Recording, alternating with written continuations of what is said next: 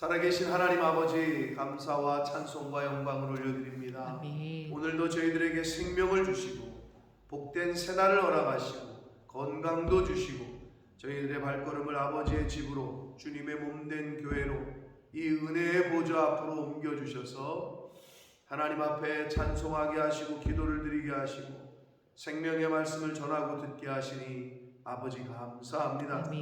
이 시간 하나님 앞에 나온 한 심령들의 마음의 문을 여시고 눈을 여시고 귀를 여시고 입을 여셔서 주님. 하나님의 말씀으로, 지혜의 말씀으로, 생명의 말씀으로 잘 들을 수 있도록, 받을 수 있도록, 볼 수 있도록, 화답할 수 있도록 이 시간 성령 하나님께서 함께해 주옵소서. 아멘. 예수 그리스도 이름으로 축복하며 기도 올리옵나이다. 아멘. 아멘. 자, 요셉의 마지막 테스트라고 할 수 있는 그 베냐민의 자루에 은잔을 넣어서 베냐민을 볼모로 잡아두려고 했습니다. 뭐 여러 가지 이유가 있습니다만은 우리가 그거를 영적으로 해석을 할 때 하나님께서 주시는 테스트, 하나님께서 주시는 시험은 하나님의 백성들을 곤란하게 하거나 어렵게 하거나 죽이려고 하시는 게 아니라 복 주시려고, 은혜를 주시려고, 최종적으로는 그렇게 하시려고 그렇게 하시는 건데, 우리가 그걸 깨닫지 못하면 나 이제 죽었네, 나 이제 어떻게 사나, 때로는 자신의 신세를 한탄하는 것을 넘어서서 주위에 있는 사람들을 원망하고 불평하고 나아가 하나님도 원망하고 그러한 안타까운 인생을 살 수밖에 없기 때문에, 그래서 이 요셉의 스토리를 통해서 어제 말씀에서 그런 말씀을 드렸었습니다. 하나님을 믿는 사람들은 하나님을 진짜 하나님으로 믿고 나의 인생의 주권자로 믿는다면 그 믿음에 걸맞게 말하고 행동하고 생각하고 그렇게 사셔야 할 줄 믿습니다. 그러나 사단은 그렇게 생각하지 못하게 만든단 말이에요. 뭘로? 여러 가지 환경과 상황과 관계 속에서 그렇게 우리를 부추깁니다. 뱀이 하와를 그렇게 속이고 부추겼던 것처럼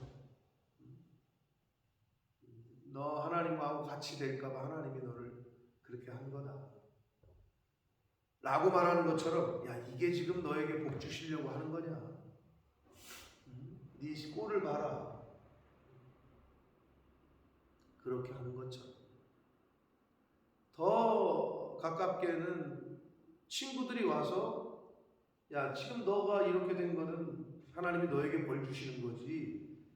이 봐라, 지금 자식들 다 죽고, 네 재산 다 빼앗기고, 네 꼴을 봐라. 욥의 친구들이 찾아와서 그러잖아요. 심지어는 와이프 마누라가 하나님을 욕하고 죽으라 까지 얘기를 하잖아요. 근데 그게 우리의 모습이에요. 신앙생활 할 때 가장 최측근이 그렇게 얘기합니다. 격려를 하고 위로를 하고 끝까지 하나님을 신뢰해야 된다. 이게 아니라 욥기에 보면 욥의 와이프가 하나님을 욕하고 죽으라 라고 말을 한다. 그리고 가장 친했던 세 친구가 번갈아 가면서 찾아와가지고 하나님의 뜻과는 정반대되는 이야기를 친구를 통해서 한다.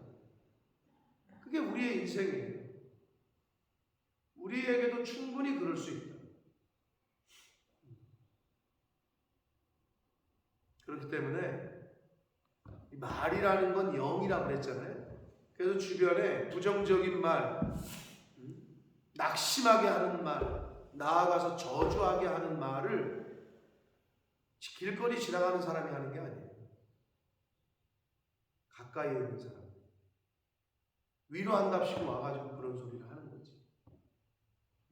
차라리 말하지 말고 기도나 해주지. 우리 주변에도 그럴 수가 있다.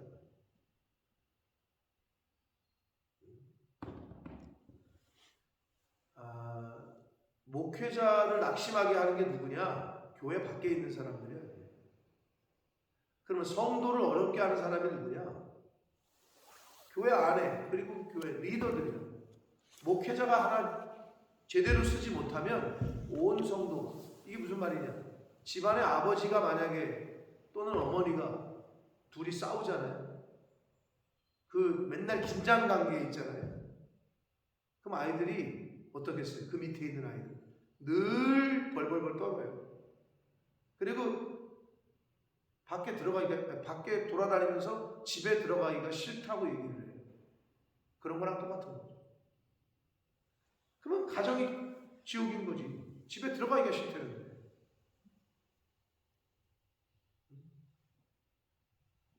그래서 그런 관계가 되면 가정이 지옥이고 교회가 힘들 수밖에 없죠. 그렇기 때문에 그런 공동체가 되지 않도록 서로 힘쓰고 애써야 됩니다.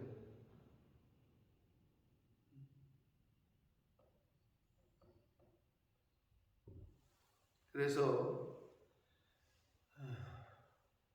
성경을 통해서 주시는 여러 가지 교훈들이 있지만 그 교훈이 창세기 이 얘기 잘 알지, 이야기 잘, 요셉의 스토리 뭐 수십 번도 더 들었지, 이거로 끝내면 안 되고 이것이 내 생활 가운데, 나의 삶 가운데 어떻게 적용하고 어떻게 교훈을 주시는가를 잘, 그게 나에게 주시는 말씀으로 받아서 그렇지 않도록 이제 내 삶이 좀 바뀌어갈 수 있도록 나의 섬김과 나의 신앙생활의 태도가 이제는 좀 변할 수 있도록 그러한 교회생활, 그러한 신앙생활을 하시는 저와 여러분 되시길 축복합니다. 아멘. 자, 오늘 단락은 44장 마지막 후반부에 해당하는 이 단락은, 자, 베냐민의 자루에서 은잔이 발견되자 형들은 옷을 찢고 가슴을 쳤고 이제 말 그대로 큰일 났다. 상황이 벌어진 거죠. 왜냐하면 베냐민을 못 데리고 가면 아버지가 이제 뒤로 넘어갈 지경이라는 걸 알고 있었으니까. 자, 그래서 유다가 어제 말씀해 보면 16절에 보면 우리와 이 잔이 발견된 자가 다 주의 노예가 되겠습니다. 이렇게 얘기를 해요. 차라리 자기네들도 집에 안 가겠다는 거지. 다 함께 노예가 되겠다. 그러니까 요셉은 딱 잘라 말합니다. 아니다. 이 잔이 발견된 베냐민만 여기 남고 니네들은 집으로 가라. 그 이야기를 들은 형제들 가운데 유다가 이제 말하는 거예요. 18절부터 마지막 절까지 유다가 계속 얘기를 합니다. 무슨 얘기를 했느냐? 지금 여러분이 읽었지만 베냐민을 데려오게 된 경위부터 얘기를 해요. 왜 베냐민을 어떻게 데리고 왔는지를 이야기를 해요. 요셉 당신이 한마디로 총리께서 막내 동생을 데려오지 않으면 안 된다고 하셨고, 그래서 아버지에게 가서 그 아버지가 안 된다고 하는 거를 가까스로 설득해서 데리고 오게 된 경위를 쭉 이야기를 합니다. 유다가. 그러더니 베냐민을 다시 집으로 데려가지 않으면 아버지의 생명이 위태롭다, 죽을 것이다 라는 거를 호소를 합니다. 32절까지. 그러면서 하는 말이 있어요. 30절, 아버지의 생명과 아이의 생명이 서로 하나로 묶여 있거늘 이라는 표현을 씁니다. 뭐 부모된 분들은 다 아시죠? 여기 자녀들이 있으신 분들은. 어떠세요? 이 말에 동의하십니까? 묶여 있어요? 묶여 있죠.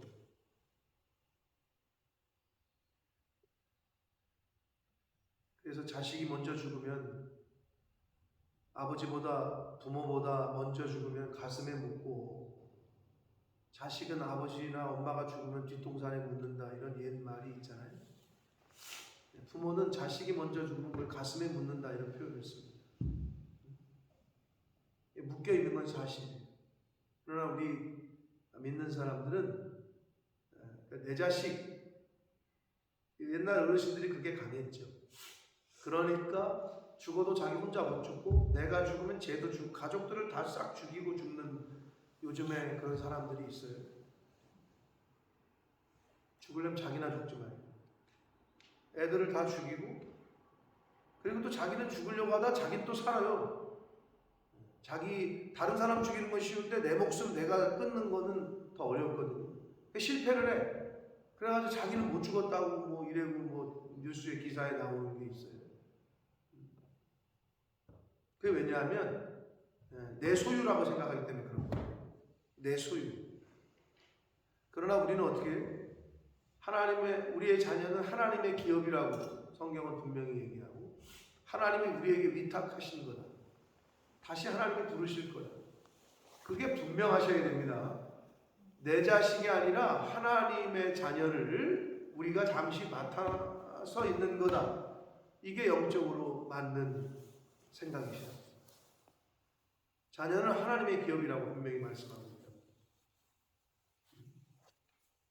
그렇기 때문에 이 표현은 물론 인간적인 표현은 맞아요.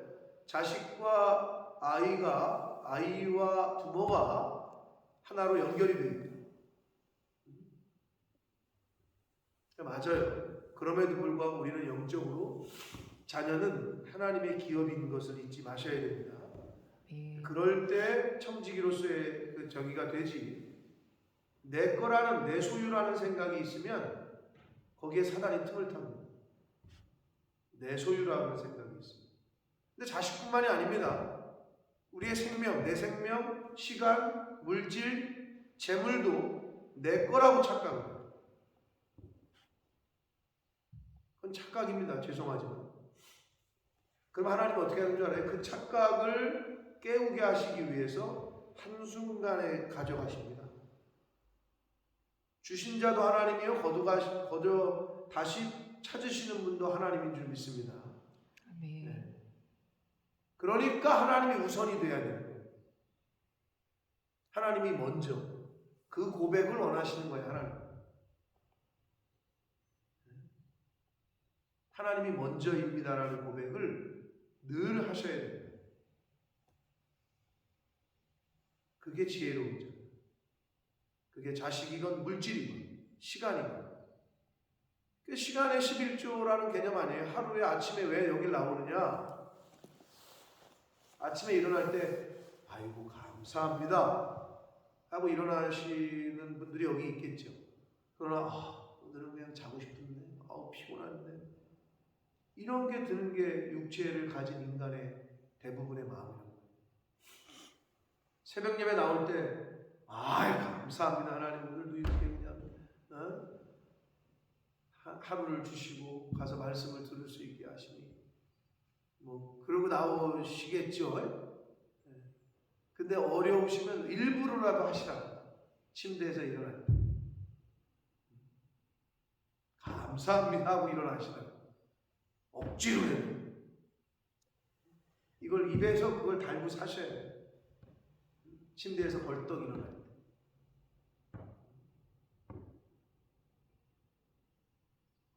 제가 그걸 억지로라도 하려고 하는데 가끔은 그냥 오늘은 자고 싶다 이런 생각이 들어요. 목사인 나도 드는데 여러분은 어떠시겠어요? 근데 왜 못 자요? 여러분하고 제가 이 처지가 달라. 여러분이 하루 안 나오면 돼. 근데 나는 내가 안 나가면 어떻게 해? 전하지를 못하잖아. 그래서 목사가 감사한 거예요. 어떤 의미에서. 딱 이걸 씌워놨기 때문에 올가미를. 그래서 감사한 거지. 자, 아이의 생명이 하나로 묶여 있다. 마찬가지로 성도의 생명은 하나님 아버지의 생명과 연합되어 있습니다. 하나님 아버지의 생명과 바로 우리의 생명, 성도의 생명이 연합되어 있다.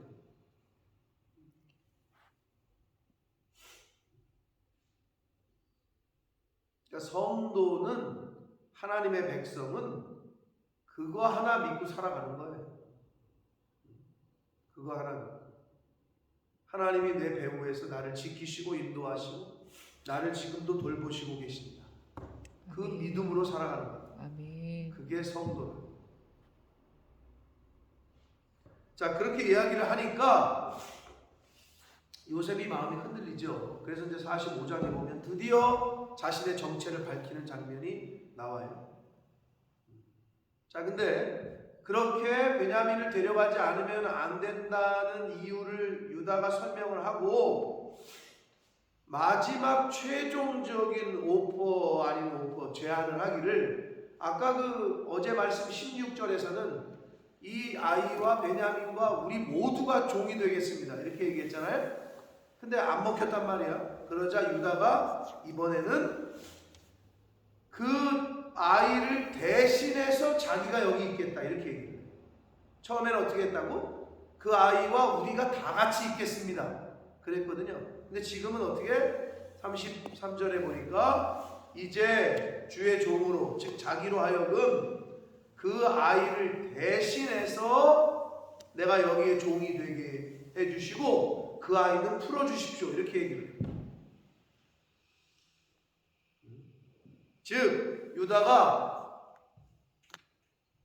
자신을 희생시키고 있습니다. 뭐 죽는 것보다는 평생 종으로 살겠다 이거거든요.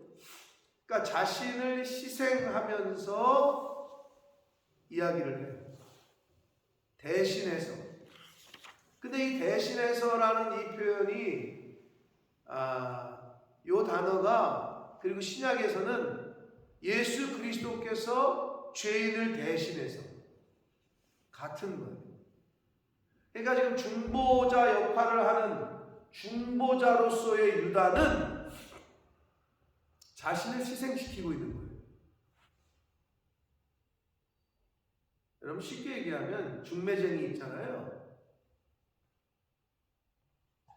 요즘이야 무슨 결혼정보회사 중매쟁이들 돈 받고 하지만 옛날에 중매를 중간에서 이렇게 다리를 놓는 사람들은 어떻게 시간 써야죠. 이 사람 찾아가서 이야기하고 이 사람 찾아가서 얘기하고 그 마담 뚜라 그랬나 했네. 그래서 중매 역할을 하는 그럼 자기가 시간을 쓴다고. 물론 그러니 성사가 되면 고맙다고 뭐 양보를 해주든지 뭐 옷을 한 번 해준다든지 그랬지만 옛날에는 그랬단 말이에요. 그냥 되는 게 아니야. 이게 성사가 되려면 이쪽 찾아가서 이야기하고 이쪽 찾아가서 이야기하고 서로 이거를 해야 된다고.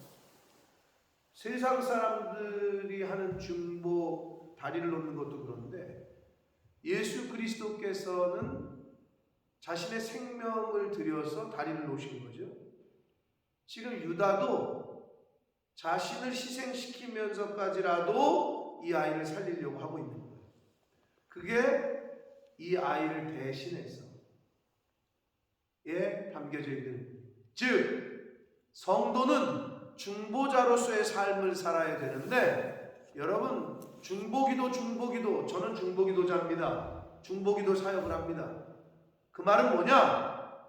중보자는 자기를 희생시키는 거예요. 내 시간을 희생시키고 나의 어떤 힘을 들여서 내 재물을 들여서 그 사람을 위해서, 죄인을 죽어가는 복음을 듣지 못하는 그 사람을 위해서 하나님과 다리를 놓는 거란 말이에요. 중보자의 특징은 희생이에요. 섬김이에요. 그게 없이 중보자 역할을 하겠다? 그거는 뭐 가짜지 가짜. 희생이 없는 사랑이 어디 있어요? 섬김이 없는 중보자, 희생이 없는 중보자는 없다는 거예요. 그럼 중보기도 하는 사람들이 어때요? 남들 쉴 때 TV 보고 드라마 볼 때 교회 나와서 1시간씩 교회를 위해서 우는 사람들, 그 사람들이 중보자예요. 아니 그 희생 없이 어떻게 중보를 하냐고.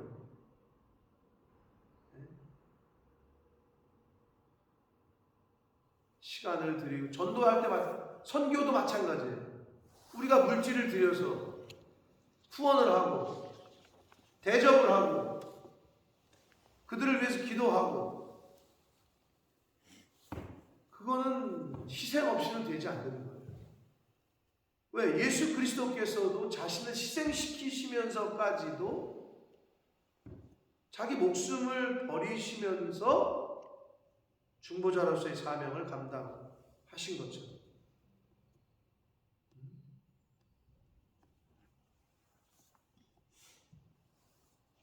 그래서 자신을 버리는 희생의 길이 중보자의 길인데, 그러나 감사한 것은 그 길이 곧 생명과 영광의 길이라는 거예요.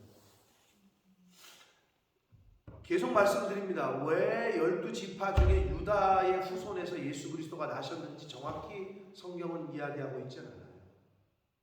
그런데 그 이유를 찾으려면 바로 여기 이런 부분이에요. 루벤은 언급은 했다가 사라졌죠. 야, 얘 죽이지는 말자. 그리고 사라졌다가 형제들이 다시 막 죽이려고 하니까 유다가 거기서 이거 미디안 상인들에게 팔자. 그래서 팔았잖아요. 유다가 중재를 했죠, 거기서도. 그러니까 루벤이 와가지고 이 아이 어디 갔냐? 루벤이 어디 갔다 왔는지는 그 성경에 나와 있지는 않아요. 아무튼 그래요. 그리고 여기서도 또 자기가 중재를 해요. 그 전에 물론 아버지한테도 차라리 나에게 모든 죄를 돌려라. 베냐민 데려갔다 꼭 데려오겠다. 이렇게 얘기를 했고, 여기서도 유다가 그 과정을 다 이야기하면서 차라리 나를 잡아두시고 얘는 살려주십시오 라고 이야기를 하고 있는 거죠. 그러니까 자신을 희생시키겠다는 거죠. 이게 중보자의 자세라는 거예요. 저와 여러분이 신앙생활할 때 말 그대로 복음을 듣지 못한 사람들, 아직 하나님을 모르는 사람들을 하나님께로 인도하려면 그냥 되지 않아요. 뭐 나오려면 나오고 말려면 말고 이러면 절대 전도가 안 돼요. 공들여야 돼요.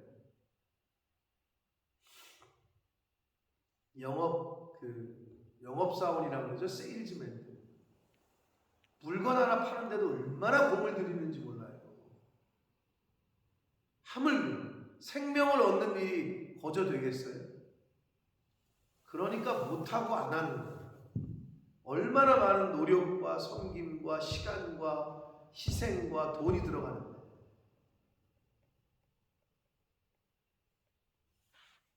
그런데 어떻게 해요? 이 세상에 생명보다 더 중요한 게 어딨냐? 그러니까 하나님이 한 생명이 한 영혼이 온 천하보다 귀하다는 교훈을 우리에게 하시듯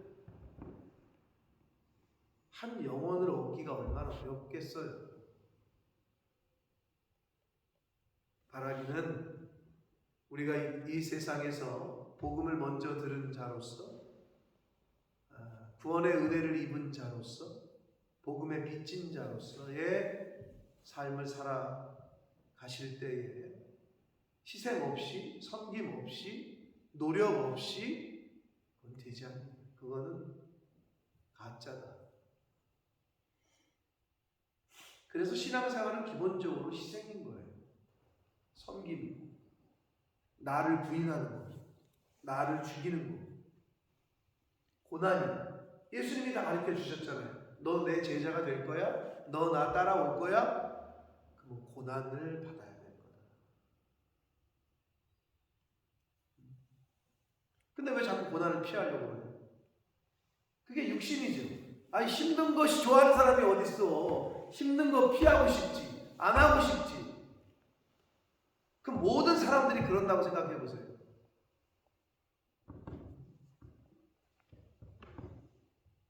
그런데 중요한 거는 이미 예수님이 보여주셨지만, 자 이제 우리 다음 주 한 주간이 고난 주간이 시작되는데, 고난 없이, 십자가 없이는 영광이 없다.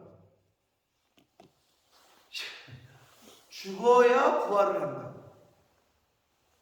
죽어야. 나라는 내가 죽어야 하나님의 역사를 경험한다. 근데 내가 못 죽으면 하나님의 역사, 하나님의 하시는 기적 같은 일을 경험하기도 해요. 내가 죽어야 부활이 있고 고난이 있어야, 십자가의 고난이 있어야 영광에 참여하게 됩니다.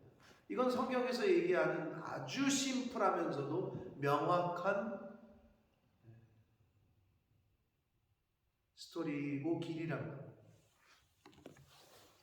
바라기는 유다가 보여준 이 중보자의 자세, 이 아이를 대신해서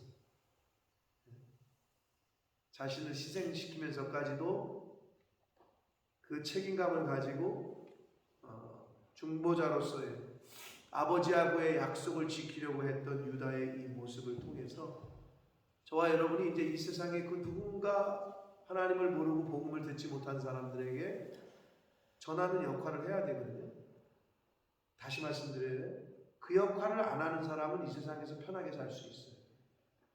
뭔 복음을 전해? 뭔 선교야? 편하게 살 수는 있어요. 이 세상에서. 그러나 영광에 참여하지는 못해요. 하나님은 공의로우신 분인데 당연히 그래야죠. 이 세상에서 편안하게 산 사람들이 어떻게 영광에 참여를 하겠어요? 그건 당연한 거죠. 그러므로 하나님이 주시는 시간이 얼마인지 모르나 증인으로서, 중보자로서, 주의 제자로서의 삶을 사는 길은 성경을 통해서 우리 많이 들어서 알아요.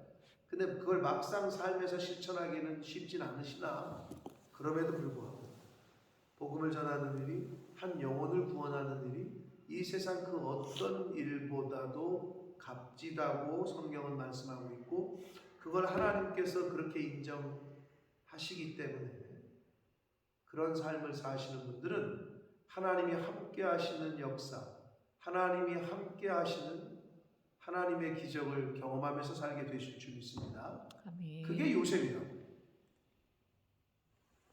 네. 여러분의 자녀가 요셉처럼의 삶을 살게끔 하시려면 그 믿음과 신앙을 잘 가르쳐야 되고 본을 보여야 되고, 저와 여러분이 그렇게 살 때 하나님께서 우리의 자녀들을 이끄시고 인도하실 줄 믿습니다. 아멘. 그러므로 오늘 하루, 오늘 주시는 말씀처럼 중보자로서의 삶을 사는 게 쉽지 않습니다. 증인이 된다는 거 쉽지 않아요. 제자가 된다는 것도 쉽지 않아요. 그러나 하나님이 함께 하시면 할 수가 있고, 또 하나님이 함께 하시면 감사함으로 할 수가 있고 기쁨으로 할 수가 있다. 그리고 분명한 건 하나님이 몇 배, 몇십 배로 갚아주신다. 아멘. 아멘. 그걸 믿고 신앙생활을 하는 거예요.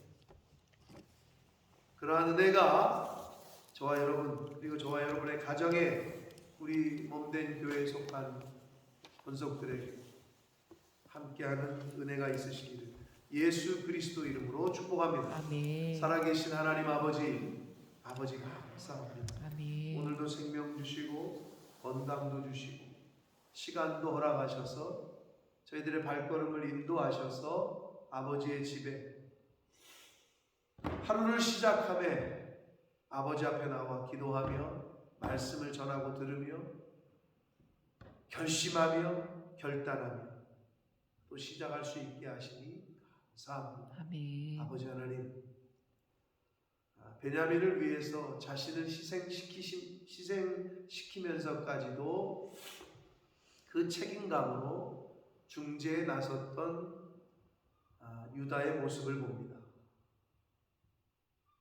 그러한 유다의 후손에서 인류의 중보자 되시는 예수 그리스도 메시아가 왔습니다. 우연이 아닌 줄 압니다. 하나님의 계획 가운데 유다나 되니까 그 후손에서 메시아가 나온 줄 압니다. 아버지 하나님,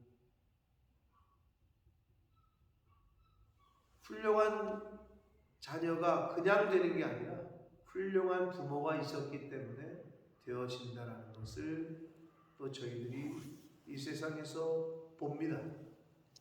아버지, 나부터가 하나님 앞에서 중보자로서의 삶을 살게 해주시고 아멘. 우리의 자녀손들도 그 부모의 그 신앙의 모습을 본받아 생명을 살리고 이웃을 살리고 영혼을 구원하는 일에 민족을 열방을 살리는 일에 쓰임받는 우리의 자녀들이 될 수 있도록 주님 은혜 내려 주옵소서. 아멘. 아버지, 이 자리에 있는 부모된 저희들이 먼저 예수님께서 가신 길, 보여주신 길, 말씀해 주시고 가르쳐 주신 그 길을 잘 따라가게 하셔서 우리가 먼저 하나님 앞에 인정받는, 칭찬받는 중보자로서의 삶을 살게 해주시고 우리의 후손들이 저희들보다 더 나은,